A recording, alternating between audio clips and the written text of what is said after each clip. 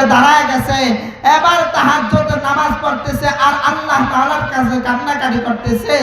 ও দয়ার মালিক আল্লাহ, আয় আল্লাহ আমার মতো গুনাহ কেউ নাই, আয় আল্লাহ আমার মতো নাফরমান কেউ নাই, আয় আল্লাহ আমার গুনার খবর মা জানে না, আমার গুনার খবর আমার ছেলে জানে না, আয় আল্লাহ জীবনে কত গুনাহ করেছি, আয় আল্লাহ জীবনে কত নাফরমানি করেছি, আয় আল্লাহ এই গুনাহ নিয়ে যদি কবরের মধ্যে যাই তাহলে আমার কবরের মধ্যে কি হিসাব হবে, আয় আল্লাহ তুমি আমাকে মাফ করে দাও।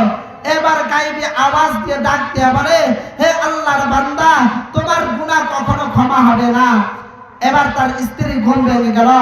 স্ত্রী ডাক দিয়ে বলে, স্বামী আমার, বলে তুমি তো 100 মানুষ খুন করেছ, এমন কোনো নাফরমানি নাই তুমি করো নাই, তোমার গুনাহ আল্লাহ কখনো ক্ষমা করবে না।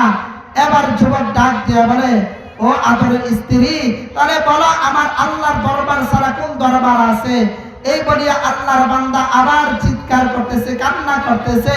এবার আর কান্নাটা আমার আল্লাহ তাআলার আরশে লেগে গেছে। আল্লাহ তাআলা গায়েবী আওয়াজ দিয়া বলে, হে আল্লাহর বান্দা, যা যা, তোর আর কান্না লাগবে না, আমি আল্লাহ তাআলা তোর জীবনের সমস্ত গুনাহটা মাফ করে দিলাম। চিল্লায় বলে সুবহানাল্লাহ।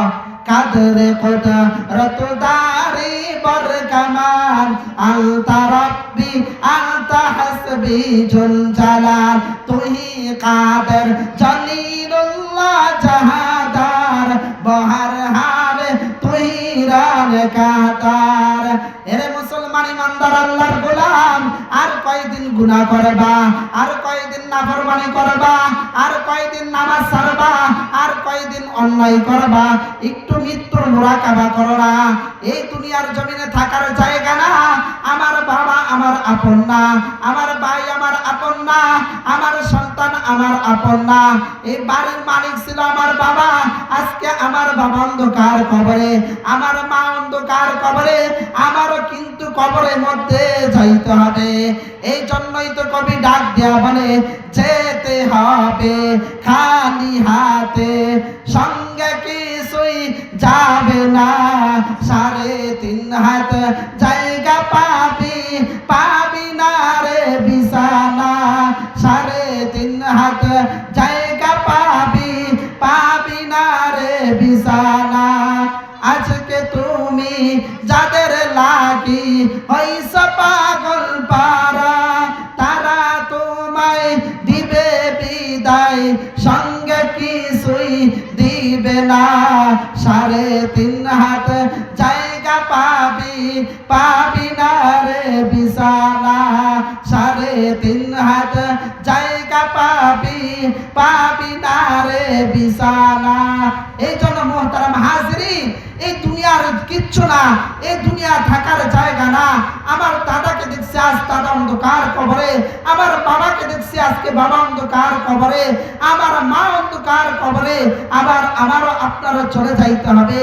এই জন্য মোহতারাম হাজরিন, আজকে আমি 5 তলা বিল্ডিং বানাইতেছি, মনে করতেছি এই বিল্ডিং এর মধ্যে আমি আজীবন থাকবো। না না ভাই, এই দুনিয়ার জমিনে থাকার জায়গা না। আজকে মসজিদে আজান হয়, মুসল্লি পাওয়া যায় না। আজকে নামাজের মধ্যে মুসল্লি পাওয়া যায় না। মুসল্লি শুধু গুনার কাজের মধ্যে, গুনার কাজের মধ্যে। এই জন্য ভাই, এই দুনিয়ার জমিনে থাকার জায়গা না। আমাদেরকে বেশি বেশি তওবা করতে হবে। আল্লাহর হাবিব পয়গম্বর জানায় দেয়, যখন রাত্রেবেলা ঘুমাইতে যাবা, বাতিটা বন্ধ করে দিয়ে ওই বালিশের মধ্যে মাথা লাগায় মৃত্যুর মুরাকাবা করবা, যে আমি যে কবরে চলে যাব, আমার কবরের মধ্যে আমি কি নিয়ে যাইব। এই জন্য এক আল্লাহর ওলি ডাক দেয়া বলে, ভাই এই দুনিয়ার জমিনে আসছি, আজকে আসছি, আমরা কেউ নিজের ইচ্ছা আসতে পারি নাই, আবার কেউ নিজের ইচ্ছা যাইতে পারবো না, কিন্তু সবার একদিন না একদিন চলে যাইতে হবে। এই জন্য মুহতারাম হাজরিন, একটু মৃত্যুর মুরাকাবা করি, একটু কবরের চিন্তা করি, একটু তওবার কথা আল্লাহ তাআলার কাছে স্মরণ করি। আয় আল্লাহ, জীবনে কত গুনাহ করেছি, আমার গুনার খবর মা জানে না, সন্তান জানে না। আয় আল্লাহ, আপনি জানার পর 3 বেলা নিয়ামত খাওয়াইতেছেন, গরম ভাত খাওয়াইতেছেন, নদীর মাছ খাওয়াইতেছেন। এই জন্য মুহতারাম হাজরিন, আল্লাহ তাআলার কাছে একটু তওবা করি। আল্লাহ তো এমন এক মালিক, এত গুনাহ করার পর 3 বেলা নিয়ামত খাওয়াইতেছে, এত অপরাধ করার পরও আল্লাহ তাআলা আমাদেরকে 3 বেলা রিজিক দিতেছে।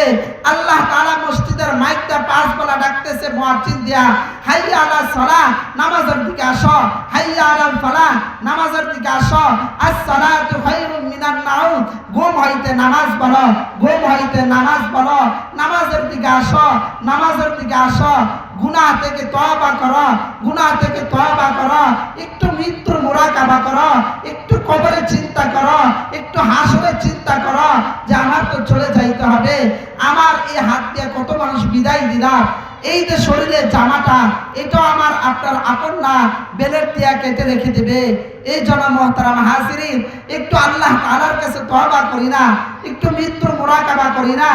আল্লাহ তাআলা বলেন, ইয়া আইয়ুহাল্লাযীনা আমানু তুবু ইলাল্লাহি তাওবাতান নাসুহা, বান্দা তুমি পাহাড় পরিমাণ সমান গুনাহ করেছো, তুমি জীবনে কত নামাজ ছাড়ছো, আমি আল্লাহ তাআলাকে গভীর রাত্রে একবার আল্লাহ বলে ডাক দাও, আমি আল্লাহর ভিতরে কত পাওয়ার আর কত পাওয়ার, বলে আমি আল্লাহ তাআলার ভিতরে কত পাওয়ার, কত পাওয়ার তুমি যদি জানতে, তোমার যদি এই দিল থাকতো, তাহলে তুমি কখনো নামাজ ছাড়তে না, তুমি কখনো অন্যায় করতে না।